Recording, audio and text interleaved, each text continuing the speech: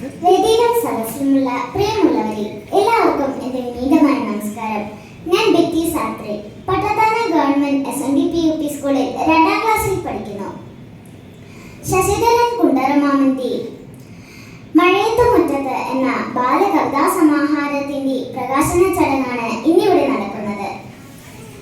കുട്ടികളുടെ ലോകം മഴയും ചെടികളും കഥകളും കളികളും അപ്പൂപ്പനും അമ്മൂമ്മയും കാടും വീടും നിറഞ്ഞതാണ്. ആ ലോകത്തേക്ക് നമ്മെ കൂട്ടിക്കൊണ്ടു പോവുകയാണ് മാമൻ. ഈ പുസ്തകത്തിന്റെ പേര് കേട്ടപ്പോൾ തന്നെ എനിക്ക് ഓർമ്മ വന്ന വരികൾ ഇതാണ്. മഴ മഴ മഴ പെയ്യണ, പുഴ പുഴ പുഴ നിറയണ, മഴ മഴയത്ത് നനയണ, കുടയില്ലാത്ത കുട്ടിയോള്, കുടയില്ലാത്ത കുട്ടിയോള്, മഞ്ഞ മഞ്ഞ പെയ്യണ, മണ്ണ് മണ്ണ് കുളിരണ, മഞ്ഞ മഞ്ഞത്ത് തണുക്കണ, പുതപ്പില്ലാത്ത കുട്ടിയോള്, പുതപ്പില്ലാത്ത കുട്ടിയോള്. മഴയുടെ ചരപറാന്നുള്ള ശബ്ദം, മുറ്റത്തെ ചെളി, വെള്ളം, കടലാസ് കപ്പൽ,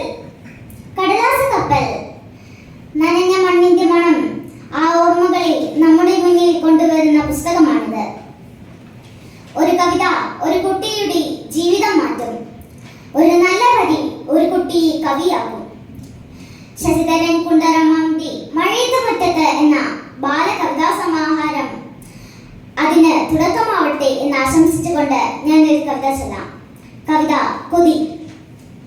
കിളിയാകാനൊരു കൊതിയുണ്ടെന്ന കൂട്ടിലടച്ച